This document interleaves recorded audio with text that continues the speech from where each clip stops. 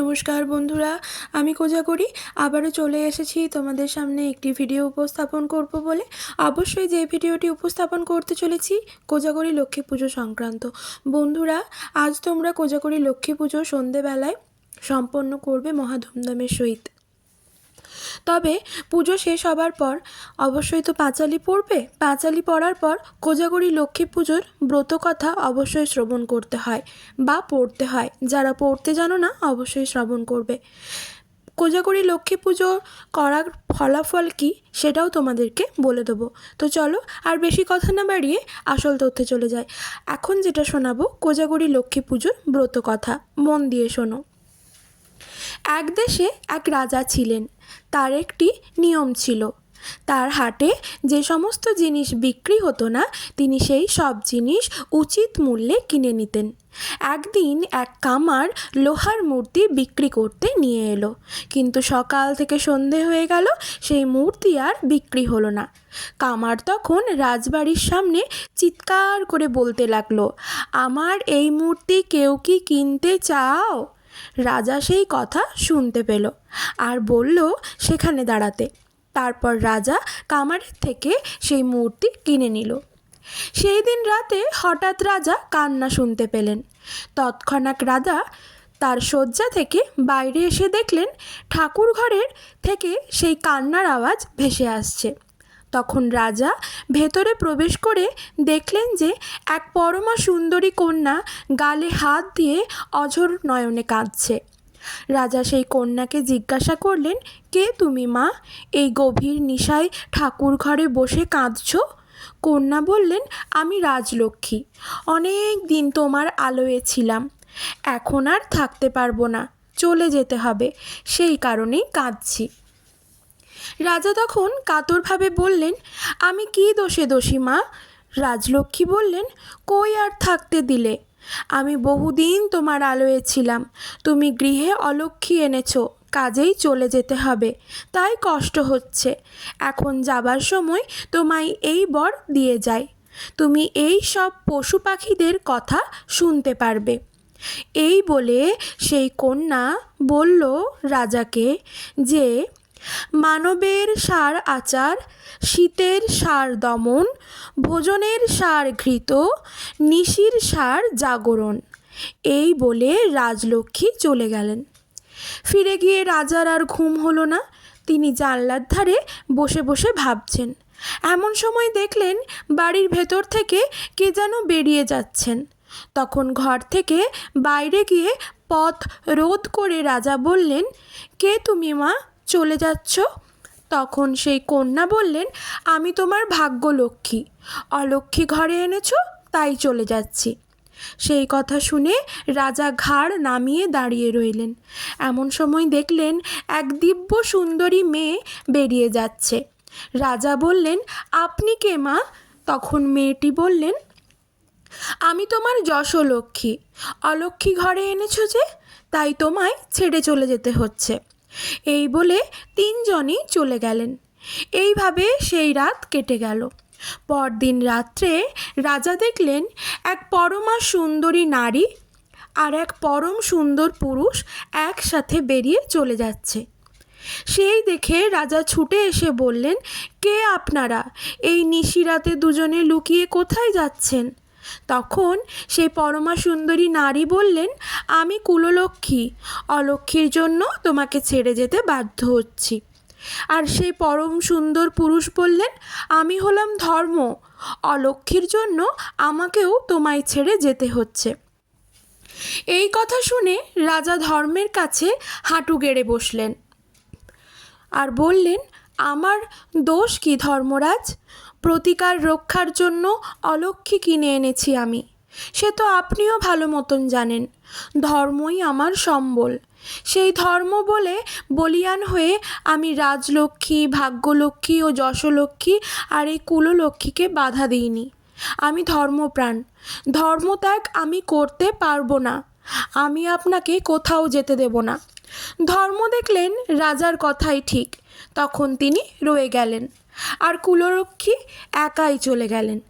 যত দিন যায় ততই রাজার অবস্থা খারাপ হয়। লক্ষ্মীহারা হয়ে তার সুখ আর কোথাও নেই। রাজার শরীর দিন দিন শুকিয়ে গেল। তাই দেখে রানী তো ভীষণ ভীত হলেন। তিনি নিজে বসে যেদিন যেমন রান্না হতো তেমনই রাজাকে খাওয়াতেন।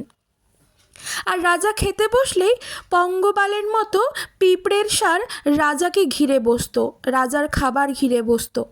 কিছুদিন পর রাজার আবার অরুচিও শুরু হয়ে গেল। তিনি রানীকে বললেন, আমার কোনো খাবারে ঘি দিও না। তাই হলো। রাজা রাতেই খেতে বসলেন, রানী পরিবেশন করতে বসলেন। এমন সময় আবার সেই পিঁপড়ের সার রাজাকে চারিদিক দিয়ে ঘিরে বসলো। এদিক ওদিক ঘুরে পিঁপড়েদের খেতে ইচ্ছে হলো না। তখন পিঁপড়ের দলের চাই বলল, দেখ, অলক্ষ্মীর জন্য রাজা এমন গরিব হয়েছে যে এক ফোঁটা ঘিও জোটেনি। তাই শুনে রাজা খেতে খেতে হা হা করে হেসে উঠলেন। রানী বললেন, ও কি মহারাজ, হঠাৎ আপনি এমন হেসে উঠলেন কেন? রাজা বললেন, না কিছু নয়। এদিকে রানীও ছাড়লেন না। এদিকে রাজা বললেন, একটা কথা বললেই আমার প্রাণ যাবে, এ কথা বলার আমার কোনো উপায় নেই। তবু রানী ছাড়লেন না। তখন রাজা বললেন, যদি আমি মরে যাই তুমি সুখী হবে? তবে চলো নদী তীরে গিয়ে বলবো। তখন রানী রাজা নদী তীরে গেলেন। রাজা বললেন, একান্তই তবে শুনবে আমার মৃত্যু জেনেও? রানী বলল, তাই হোক, তবুও শুনবো।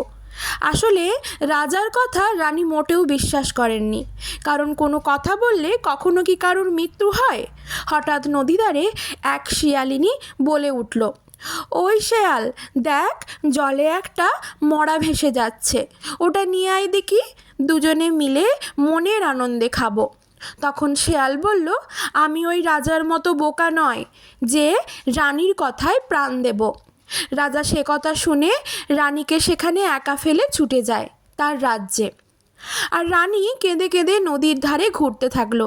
দিন যায়, রাত যায়, বছর যায়। এমন সময় একদিন সন্ধেবেলা, আশ্বিন মাস, আর তার ওপর পূর্ণিমা। নদীর তীরে শঙ্খ আর ঘণ্টার শব্দ শুনতে পেলেন রানী। ছুটে সেখানে গেলেন। মণিকন্যারা লক্ষ্মী ঠাকুরকে ফুল চন্দন দিয়ে পুজো করছে।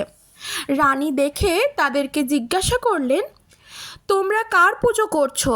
তারা রানীর দিকে চেয়ে বলল, সে কি, এ পুজো কেন হয় তা তুমি জানো না? এ যে লক্ষ্মী পুজো, লক্ষ্মী পুজো করলে অলক্ষ্মী দূর হয়, মা লক্ষ্মীর দয়া হয়।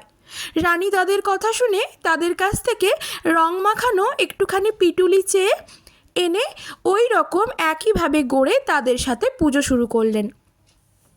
তারা লক্ষ্মীর প্রসাদ নারকেল আর চিড়ে রানীকে দিয়ে সবাই মিলে খেলো। তারপর পুরো রাত রানীকে নিয়ে গান করে কাটিয়ে দিল। ওইদিকে মানে রাজবাড়িতে ঠাকুর ঘরে যে অলক্ষ্মী ছিল সেটি কোথায় যেন চলে গেল। ওই যে লোহার অলক্ষ্মী, তাকে আর দেখা গেল না, কেউ জানতেও পারল না। ধর্ম এসে রাজাকে বললেন, রাজা, আপনার অমঙ্গল গেছে, আপনি শীঘ্রই রানীকে বাড়িতে নিয়ে আসুন, অলক্ষ্মী দূর হয়েছে। রাজা তখনই পালকি নিয়ে লোকজনকে রানীকে ফিরিয়ে আনতে বলল। খুব ঘটা করে লক্ষ্মী পুজো হলো রাজবাড়িতে। সেখানে রাজলক্ষ্মী, ভাগ্যলক্ষ্মী, যশলক্ষ্মী, কুললক্ষ্মী ফিরে এলেন। তখন থেকেই সেই কোজাগরী লক্ষ্মী পুজো প্রচারিত হলো। এই লক্ষ্মী পুজো যারা করে তাদের কোনো দিন কোনো দুঃখ কষ্ট থাকে না। যে ব্রতী থাকেন, যে ব্রত উপবাস করেন, তার কখনো দুঃখ কষ্ট থাকে না। এবার তবে কোজাগরী লক্ষ্মী পুজোর ব্রত সমাপ্ত করলাম। ব্রত কথা শুনতে কেমন লাগলো অবশ্যই আমাকে কমেন্ট করে জানিও। এরপর তোমাদের জানাবো ব্রত ফল। এই কোজাগরী লক্ষ্মী পুজোর ব্রত উপবাস করলে কি ফললাভ করা যায় তা তোমাদের জানাবো। বন্ধুরা, আশ্বিন মাসের পূর্ণিমাতে রাত্রিবেলা লক্ষ্মী পুজোকে কোজাগরী লক্ষ্মী পুজো বলা হয়। যে নারী পুরুষ বা নারী পুরুষ নির্বিশেষে যেই এই পুজো করেন না কেন, তার গৃহে ভাগ্যলক্ষ্মী, কুললক্ষ্মী, যশলক্ষ্মী, রাজলক্ষ্মী অচলা হয়ে অধিষ্ঠান করেন। তার কখনো কোনো অর্থের অভাব হয় না, বাড়িতে কোনো দিন অন্নেরও অভাব হয় না। তাই বন্ধুরা, যার যেমন সামর্থ্য তাকে অবশ্যই লক্ষ্মী পুজো করা উচিত। লক্ষ্মী হলেন আমাদের ধনলক্ষ্মী। আমাদের কোনো দিনও অর্থের অভাব, অন্নর অভাব হতে দেবেন না। তাই মন প্রাণ দিয়ে পরিষ্কার পরিচ্ছন্ন জায়গায় যদি লক্ষ্মী নারায়ণের একসাথে পুজো করতে পারো তবে অবশ্যই ফললাভ করবে। বন্ধুরা, যারাই লক্ষ্মী পুজোর ব্রত উপবাস করেন না কেন বা করে, নারী পুরুষ নির্বিশেষে সকলকেই এই ব্রত পাঠ করতে হয়। মানে লক্ষ্মী পুজো হয়ে যাবার পর অবশ্যই সেই পুজো সংক্রান্ত ব্রত পাঠ করতেই হয় বা শ্রবণ করতে হয়, এমনকি পাঁচালিও পড়তে হয়। তাই বন্ধুরা, আজ লক্ষ্মী পুজো সমাপ্ত করে অবশ্যই লক্ষ্মী পুজোর, কোজাগরী লক্ষ্মী পুজোর ব্রত কথাটি অবশ্যই শুনবে বা পাঠ করবে, আর সাথে অবশ্যই মা লক্ষ্মীর পাঁচালি পড়বে। বন্ধুরা, তোমাদের আমার এই সংগৃহীত ভিডিও কেমন লাগলো কমেন্ট করে জানিও। সবাই ভালো থেকো।